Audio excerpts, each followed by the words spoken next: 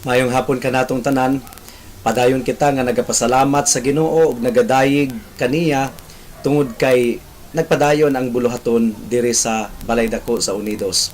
Ug gidayig po nato ang Ginoo tungod kay ang iyang pulong dili mapugnan nga igasabwag gayod.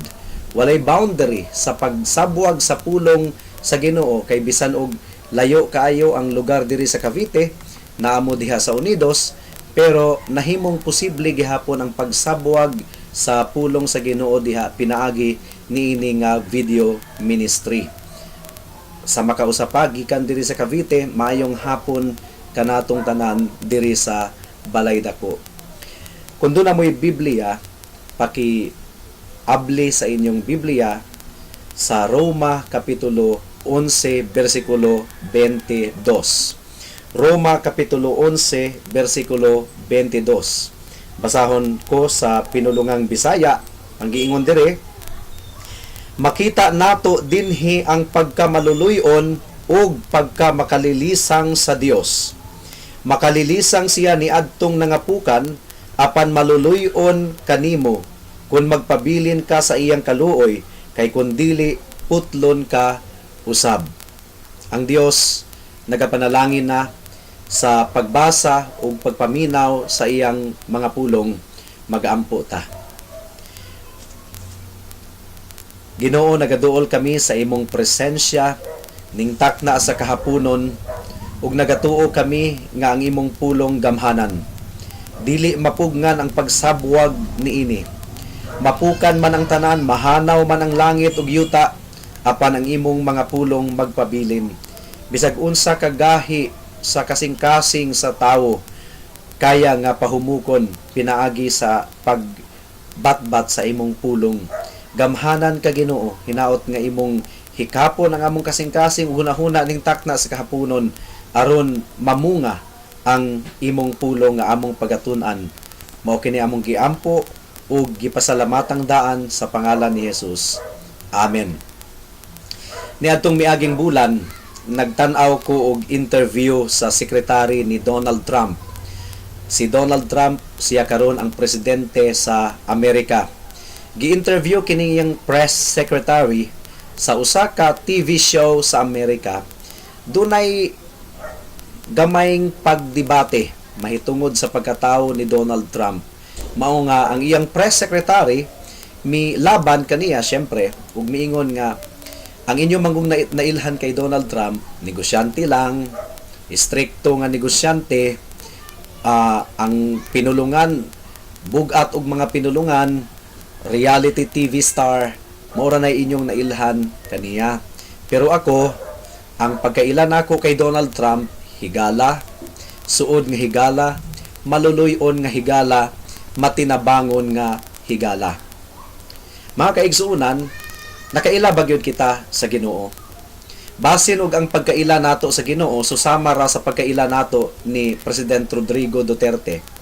Nga nakahibalo lang siya nga siya isog, nakahibalo lang ta nga siya isog nga presidente, sincero pod sa iyang panggobyerno og nakigbisog nga mapukan ang mga droga diri sa Pilipinas. Pero lahi ra gyud ang pagkaila ni kay Rodrigo Duterte sa iyang suod nga higala tingali ug suod nga mga anak. Now, sa atong sitwasyon, sa atong pagkaila sa Ginoo, nailhan bagyod nato ang Ginoo sa tiunay. Nakaila bagyod kita sa Ginoo. Mao kini tumong sa atong pagpamalandong sa pulong niya ning takna sa kahaponon. Kinsa man gyud ang Ginoo. Kinsa man gyud ang Dios. Kinahanglan nato siyang mailhan. Atong basahon og utro ang teksto nato sa Romans chapter 11 verse 22. Tungod kay kini nga bersikulo ga hisgot og duha ka manag muraog nagkasumpaki nga kinaiya sa Ginoo. Nga ang uban didto ra sila magpundo sa Pilmiro, pero ang ikaduha nga kinaiya sa Ginoo nga gihisgutan niini nga teksto dili nila gustong hunahunaon. Pero gisumpay ang duha ka kinaiya sa Ginoo sa usa ka gamay ra gyud nga pulong, kining pulong nga og and sa English. Basahon nato og otro. Makita nato dinhi ang pagkamaluluyon. Take note, usa ka kinaiya sa Ginoo, pagkamaluluyon o pagkamakalilisang sa Dios. Makalilisang, ang buti pasabot, bagsik, bangis, kahadlukan. Giingon dire, makita nato dinhi ang pagkamaluluyon o pagkamakalilisang sa Dios. Makalilisang siya ni adtong nangapukan, apan maluluyon kanimo kung magpabilin ka sa iyang kaluoy, kay kun dili putlon ka usab. Daghang mga tawo, sumala sa akong giingon kanina, nga didto ra sila magpundo sa pagka maluluyon sa Ginoo, pero dili nila gustong hunahunaon nga ang Ginoo isog pod, makalilisang, kahadlukan pod, hadlok pod ang Ginoo para sa mga nagbuhat o nagpakasala sa iyang atubangan. Kung balanse ang atong pagkaila sa Ginoo, kinahanglan tan-aw nato kining duha ka kinaiya sa Ginoo. Exodus chapter 33 verse 18. Si Moses niadtong nakig-istorya siya sa Ginoo, ang Ginoo nakig-istorya kaniya. Exodus chapter 33 verse 18. Ang giingon ni Moses, mo kini ang hangyo sa Ginoo kang Moses. Mihangyo si Moises, pakita ako sa imong himaya. Kita nato, gihangyo ni Moses sa Ginoo nga, Lord, pakita ako sa imong himaya. Now, gituman ba sa Ginoo? Gihatag ba sa Ginoo ang hangyo ni Moses? You know what? Kung hangyoon nato ang Ginoo nga mailhan nato siya ug makit-an nato ang iyang himaya, kini nga kalipay, if we see the glory of the Lord Jesus Christ, this is the closest a man could get to a personal introduction by God Himself. Now, giunsa pagpakita sa Ginoo kang Moses ang iyang himaya. Duha pod ka kinaiyag gihapon. Sama sa nahasulat kanina sa Roma kapitulo 11 bersikulo 22, ang duha ka kinaiya sa Ginoo, maluluyon ug makalilisang. Mao pod ang iyang gisulti kang Moses. Tungod kay ang Ginoo dili man mausab. Kung unsa ang gipadayag sa Ginoo kang Pablo, muupod kini ang iyang gipadayag kang Moses, libo-libo na katuig ang milabay. Exodus chapter 34 verses 5 hangtod sa 8. Ang giingon dinhi, Exodus 34 bersikulo 5 hangtod sa 8. Unya mikunsad ang Ginoo nga gilibutan sa panganod ug nagtindog didto uban ni Moses ug gilitok sa Ginoo ang iyang ngalan, Yahweh. Miagi ang Ginoo sa atubangan ni Moses ug miingon, ako si Yahweh, ang Dios nga maluluyon. Dili ako daling masuko. Puno ako sa gugmang walay paglubad ug matinumanon. Nahigugma gayod ako ug nagatuman sa akong saad ngadto sa linibo kakaliwatan ug nagpasaylo sa mga sala ug kalapasan. Apan silutan ko gayod ang mga anak ug mga apo hangtod sa ikatulo ug ikaupat nga kaliwatan tungod sa sala sa ilang katigulangan. Mihapa dayon sa yuta si Moses ug misimba. Now, nakita nato ang duha ka kinaiya sa Ginoo. On the one hand, miingon ang Dios nga siya maluluyon, dili daling masuko. Wala man giingon nga dili siya masuko, dili lang dali nga masuko, pero wala gaingon ang Biblia nga dili siya masuko. Taas lang siya og pasensya. Pero ang ikaduha nga kinaiya sa Ginoo, miingon po diri nga musilot pod siya og mga kasalanan. Apan silutan ko gayod ang mga anak ug mga apo hangtod sa ikatulog, ikaupat nga kaliwatan tungod sa sala sa ilang katigulangan. Hinaot nga nakita nato nga kinahanglan ang Ginoo balanse ang atong kaila kaniya. Pero unsaon man kini mura man og nagkasumpaki ning kinaiya sa Ginoo. Maluluyon siya pero makalilisang siya. Bangis siya, bagsik siya. Hadlok siya. Unsaon man nato kini pagsabot? Unsaon man nato kini pagbalanse nga mura og nagkasumpaki man kining kinaiya sa Ginoo. On the one hand, maluluyon siya, but on the other hand, he is severely just and holy. Well, aron atong masabtan kini mga kaigsuonan, usaw-usahon nato kini pagsabot.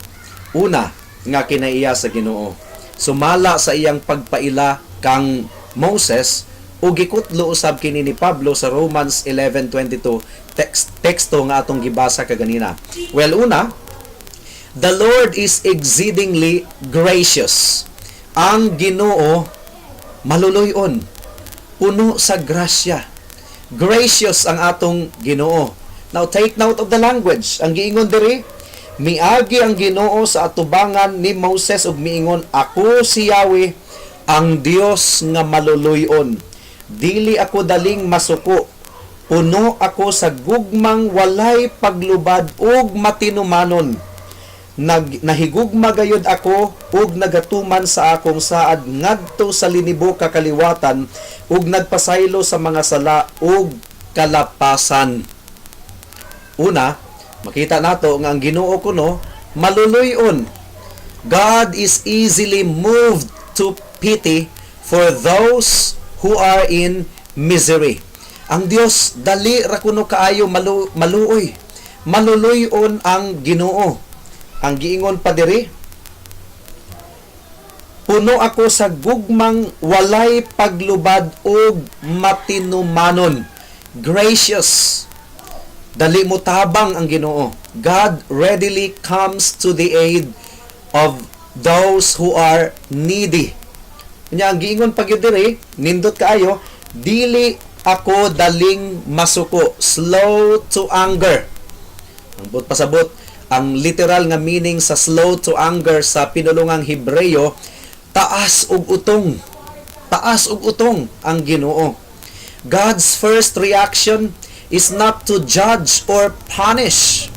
Ang pinakaunang reaksyon sa Ginoo sa kasalanan sa mga tao, dili siya musilot dayon, kundili nagpasensya ang Ginoo, mura siya gautong. God's first reaction is not to judge or punish, but to be patient and to forbear. Agwantahon sa Ginoo, to forbear with those who provoke Him to anger. Kadtong magasugnod sa Ginoo sa kasuko, dali musilot ang Ginoo. Iya pang patasan ang iyang pasensya.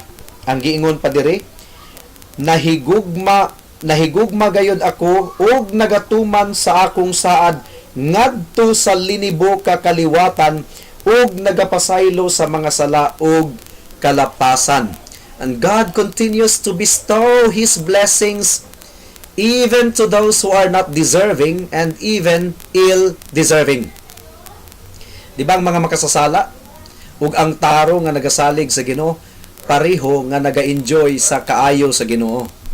Gitagaan gihapon sila sa Ginoo, bisan pa og rebelde sila sa Ginoo, nagpakasala sila atubangan sa Ginoo, gihatagan gihapon sila sa Ginoo sa ilang panginahanglanon. Doon na gihapon sila tubig, hangin ug uban pa nga gikinahanglan nila. Makakaon gihapon sila sa susamang kun giunsa pag-atiman sa Ginoo ang iyang mga katawhan. Ingon ana usab ang panalangin nga gihatag sa Ginoo bisan pa sa mga rebelde. Ug ang giingon sa Ginoo, matinumanon or matinud-anon ang Ginoo sa iyang saad bisan pa sa linibo ka mga katuigan. God's graciousness is not just limited to a few. Ang tibuok kalibutan naga-enjoy sa pagka maayo sa atong Ginoo. Ug nindot kay paminawon nga ang Ginoo nagapasaylo og mga kasalanan. Nagapasaylo ang Ginoo. Andam ang Ginoo nga mopasaylo sa mga tawo nga naghinulsol. Ang pasaylo sumala sa Biblia mao kining gipapas sa Ginoo ang mancha sa atong kalag. God is one who is ready to forgive, ready to cancel our debts before Him. Andam ang Ginoo nga mopasaylo ug mopapas sa tanan natong tulubagon sa iyang atubangan. Mao kini ang unang kinaiya sa Ginoo. Tinuod kini. Kinahanglan natong dayigon siya ug kinahanglan natong tuuhan kini. And we see this graciousness of God even with His dealings with His people under the Old Covenant. Kung atong basahon ang karaang tugon, di ba mabasa nato si Haring Ahab, kinsa pa si Manases, kinsa pa ang mga rebelde nga nagasimba sa Dios-Diosan, Dios-Dios. Daghan kaayo kanila ang mirebelde sa Ginoo, misupak sa Ginoo sa karaang tugon, pero nagpasensya ang Ginoo kanila. Bisag gisugnuran nila ang kasuko sa Ginoo, ang Ginoo nagaantos gihapon kanila. Wala sila siluti dayon. Miabot pa og pila ka gatos or pila ka libo ka katuigan, wala sila siluti dayon. Wala sila siluti dayon. Og niadtong gibubo sa Ginoo ang iyang paghukom. Di ba? Dunay basahon sa Biblia nga maghuhukom, mga maghuhukom. Ang pattern sa Israel, musunod sila sa Ginoo, tapos nagrebelde sila sa Ginoo, mo gisilutan sila sa Ginoo, musangpit na po sila sa Ginoo. Every time nga musangpit sila sa Ginoo, ang Dios andam nga mupasaylo kanila. Again and again, God would graciously forgive them. Ug nakita usab nato ang pagkamaluluyon sa Ginoo sa iyang pagdala sa tanang katawhan sa kalibutan in general. Ano bang makita nato sa kalibutan karon? Di ba? Puro dautan ang makita nato sa atong kalibutan karon. Daghan kayong majority. Daghan kayong pagkadautan mikuyanap sa tibuok katawhan.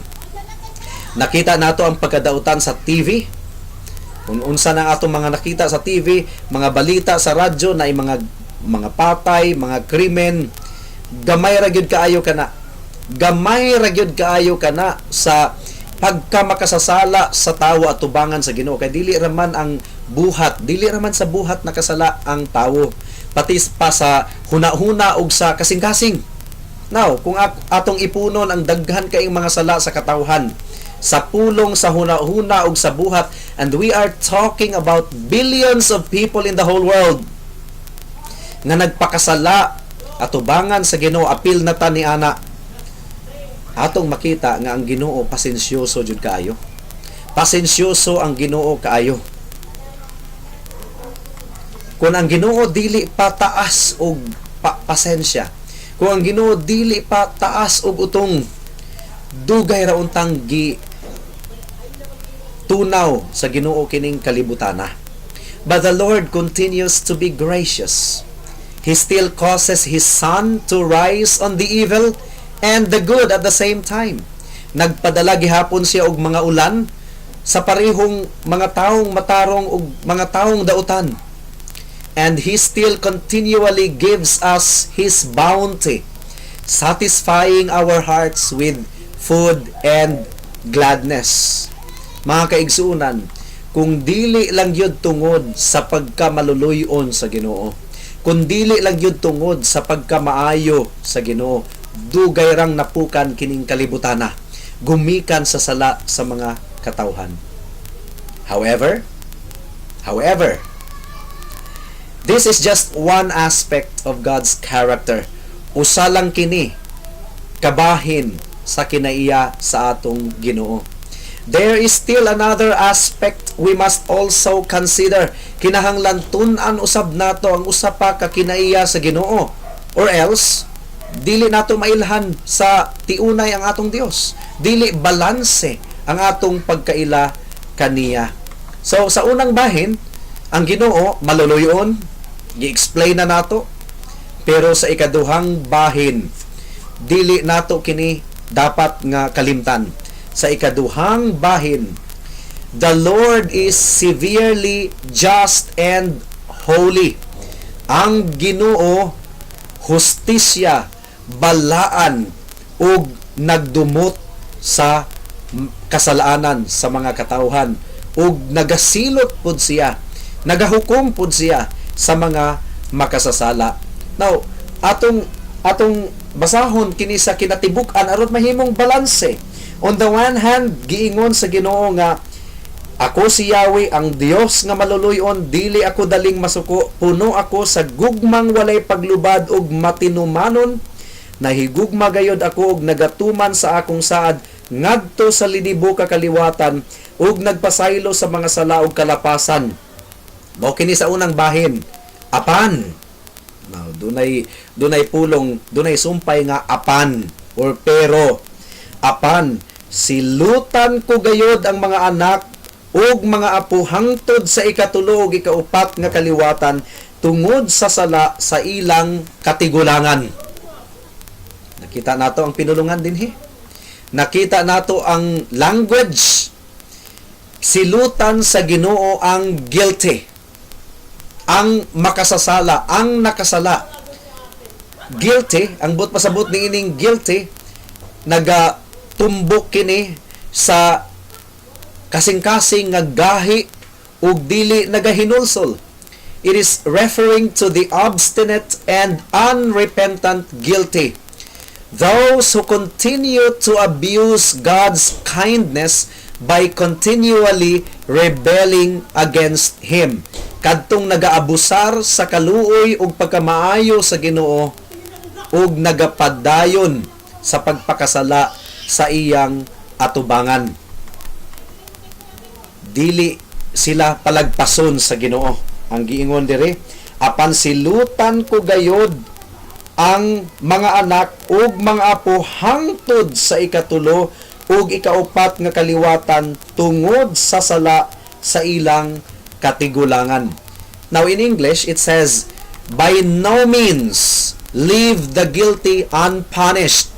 Dili kuno niya palabyon ang mga guilty. Iya gayod nga silutan. He will punish them and punish them severely. Grabe kaayo, bugat kaayo nga silot.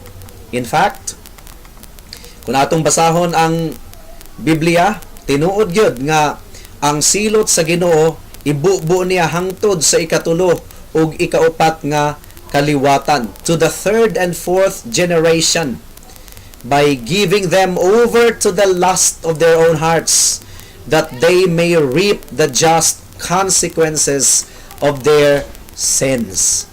Now, doon na ba kita'y mga ehemplo, mga example sa Biblia nga ang Ginoo nagasilot hangtod sa ikatulo ug ikaupat nga kaliwatan? Doon na. Unsa man day nahitabo adtong baha during the time of Noah, ay daghan gisilutan sa Ginoo ang mga tiguang, ang mga anak, ang mga batan-on, pati mga anak ug mga apo naapil sa silot gumikan sa sala sa kalibutan, gumikan sa ilang sala. The universal flood na usa pa ka example kadtong gipukan sa Ginoo, gisilutan niya, gisunog ang Sodoma ug ang Gomora. Naway nag mga tiguang ra ang gisilutan sa Ginoo. Ay nag mga ginikanan ra ang gisilutan sa Ginoo.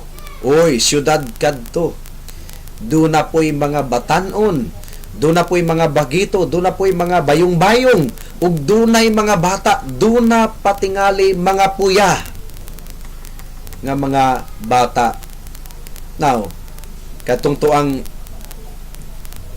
gibuhat sa Ginoo sa Ehipto, katong mga mibiya sa Ehipto, 40 katuig silang galibot-libot didto sa disyerto, wag yun sila makaabot sa land of promise, hangtod nga ang generation nga rebelde, manggisinupakon,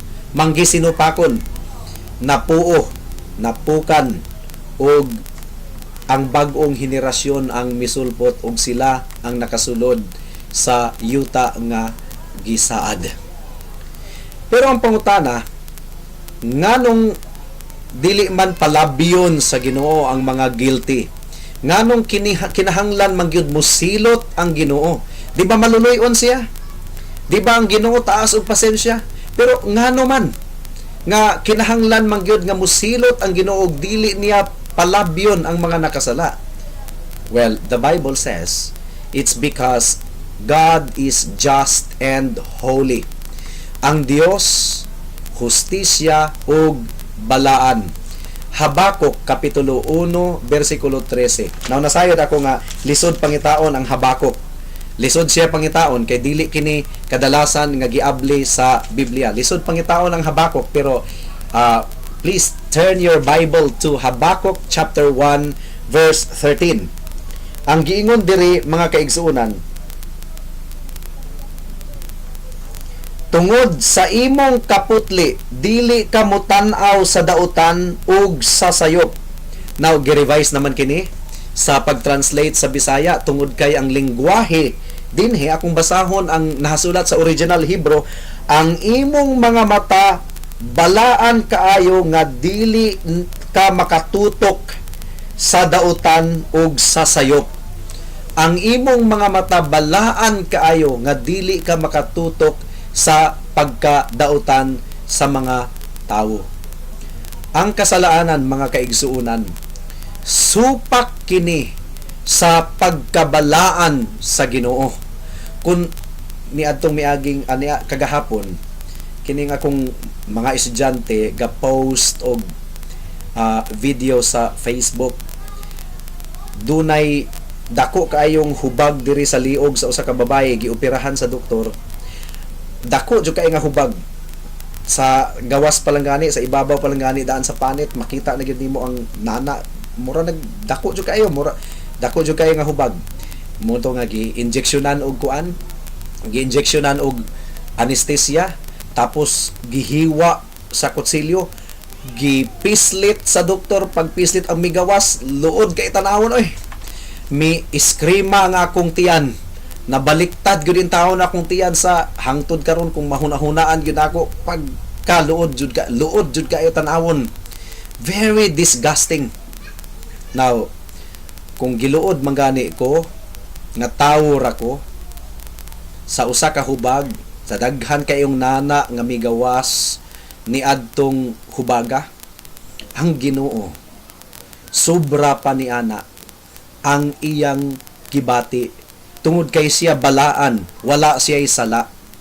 Unya makakita siya sa kahugaw sa atong kasing-kasing, makakita siya sa kahugaw sa atong hunahuna, bisan pa sa kahugaw sa atong gipangbuhat.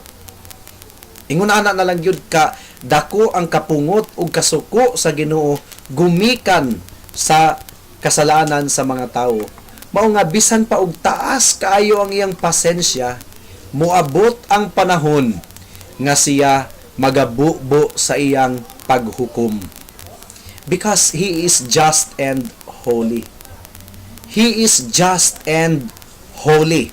Salmo kapitulo 5 bersikulo 4 hangtod sa 6. Salmo kapitulo 5 bersikulo 4 hangtod sa 6. Please turn there.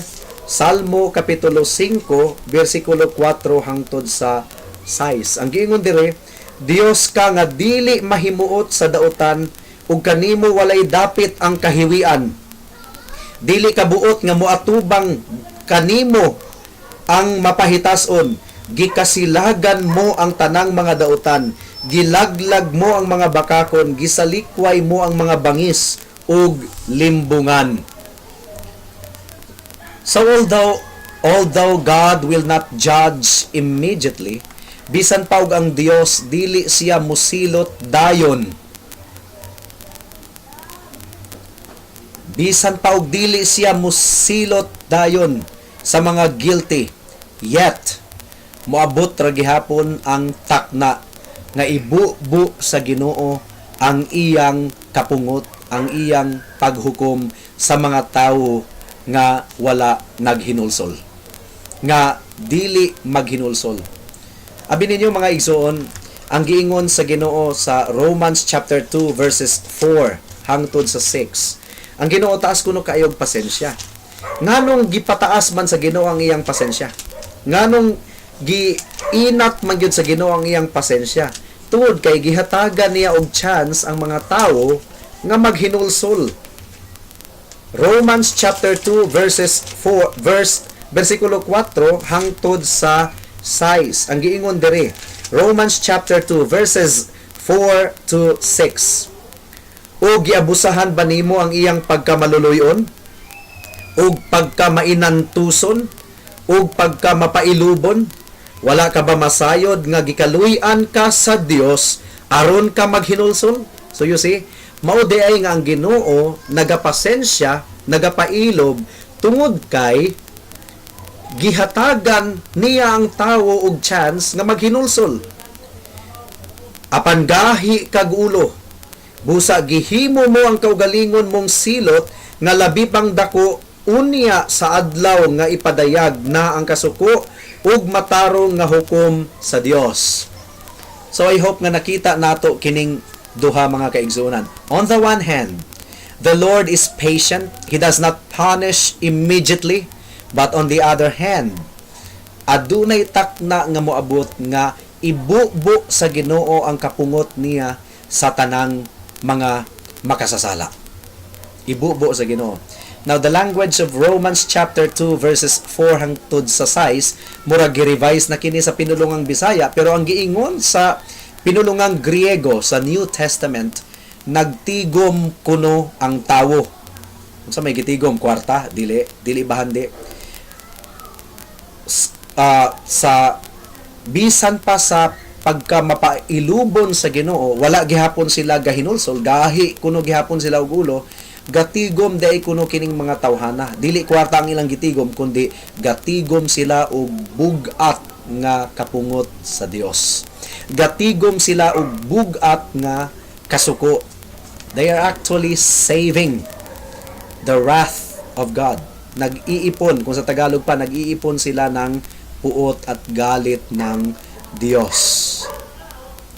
Now, ningtak na sa kahaponon, hinaot nga mudulot sa atong kasing-kasing kining duha ka kinaiya sa Dios. On the one hand, ang Ginoo maluluyon, but on the other hand, musilot siya. Unsa may paglaom nato mga kaigsunan, nga murag nagkasumpaki ang duha ka kinaiya sa Dios. Kinahanglan natong i-embrace, kinahanglan dawaton nato kining duha ka kinaiya sa Dios. Pero giunsa man niining duha ka kinaiya sa Dios pag-reconcile. Na-reconcile kini didto sa cross sa Kalbaryo. Gumikan sa gugma sa Ginoo. Naluoy siya sa mga makasasala.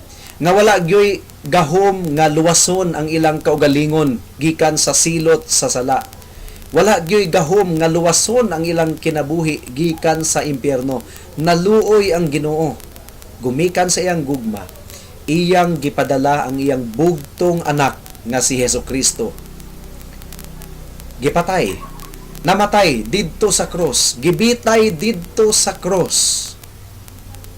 Iyang gipadala ang iyang bugtong anak. Nakita nato, gumikan sa gugma sa Ginoo, gumikan sa iyang kaluoy, iyang gipadala ang iyang bugtong nga anak. Now, nakita ba nato ang kapungot sa Ginoo, ang kabagsik sa Ginoo, ug pagkamakalilisang sa Ginoo? Yes. Si Kristo mo'y midawat sa tanan niyang kapungot. Si Kristo ang midawat sa tanang silot didto sa cross sa Kalbaryo. Siya ang mipasan sa tanang tunglo sa Ginoo, gumikan sa kasalanan sa mga tawo. Si Kristo mo'y kapuli, substitute. Si Kristo mo'y gisilutan. Imbis nga ang mga makasasala mo'y silutan, si Kristo mo'y gisilutan. Jesus Christ came as a substitute. Didto sa cross sa Kalbaryo, parihong nakita nato ang pagkamaayo sa Ginoo, ang gugma sa Ginoo, pero nakita po nato ang iyang kapungot. Si Kristo, ang iyang bugtong anak, mo'y midawat sa kinatibuk-an nga kapungot sa Ginoo. Igsuon, higala. Kung ikaw maghinulsol sa imong mga sala, kung ikaw maghinulsol sa imong mga sala, talikdan ang kasalanan, ug mudangop kang Hesus alang sa kaluwasan ug kapasayloan, ang Ginoo abtik or andam nga mopasaylo kanimo. Tungod kay gibubo na niya ang iyang tunglo ug kapungot sa iyang anak nga si Hesukristo. Pero kung dili ka mudangop kang Hesus, dili ka maghinulsol sa imong mga sala ug dili ka musalig sa kamatayon ug sa dugo ni Hesus didto sa cross, ikaw mo'y musalo sa kapungot sa Ginoo sa imong kinabuhi. Gumikan kay gasalig ka sa imong kaugalingon or nahigugma ka sa imong sala ug dili nimo kinibiyaan, wala nimo hinulsuli ug wala ka mudangop kang Hesus, nan higala moabot ang takna nga ikaw mo'y musalo sa kapungot sa Ginoo sa imong mga kasalanan. Pero kung muduol ka kang Hesus, humana niyang gisalo ang kapungot didto sa cross sa Kalbaryo. Wala na'y kapungot nga nahabilin pa para kanimo tungod kay gibubo na tanan sa Ginoo kang Hesus. Higala salig kang Hesus, tuuhi siya. Pag hinulsol sa imong sala ug dawata si Hesus, saligi siya ingon nga imong bugtong Dios ug manluluwas. Ug para sa mga misalig na kang Hesus, kinahanglan kining dunay ebidensya nga makita. Gumikan kay ang tanan nga nagasalig kaniya, iyang gihatagan pod og bag-ong kasing-kasing, mao nga dili na kini magkinabuhi sa pagpakasala, kundili magkinabuhi na nga balaan ug matarong sa iyang atubangan. Ang pagsimba dili na bugat para kaniya, ang pagampo dili na bugat para kaniya, kundi gikalipay niya, gikahimuot niya ang pagkinabuhi alang sa kahimayaan sa Ginoo. Dili lang ta giluwas sa Ginoo gikan sa silot sa sala, kundi ang kaluwasan nga gihatag sa Ginoo, kaluwasan gikan sa pagkaulipon sa sala. Mao nga ang tinuod nga anaa kang Kristo, dili na ulipon sa sala. Magampo ta. O among Ginoo, salamat kaayo sa imong mensahe ning takna sa kahaponon. We pray, O God, nga nagkabunga ang imong pulong nga among gipamalandungan karong hapuna. Mao kini among giampo sa pangalan ni Jesus. Amen. Amen.